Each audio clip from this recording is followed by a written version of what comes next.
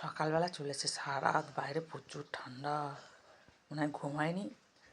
Gate খোলা পেয়েছে, ভুলুকে নিয়ে বাইরে বার হয়েছে, বাবা ও চলে এসছে।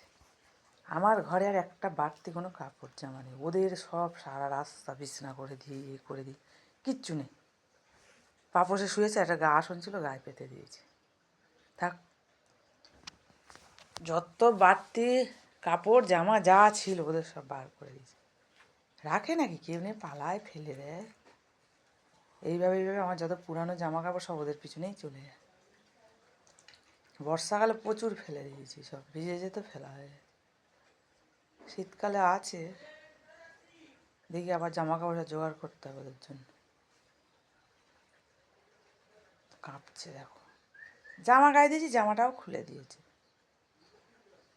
আর বলু দাদা আসবে, তো ওইভাবে শুয়ে থাক, রোদ্দুরটা উঠলে ভালো হয়, তাহলে বাইরে থাকতে হয়। কীভাবে সব আছে,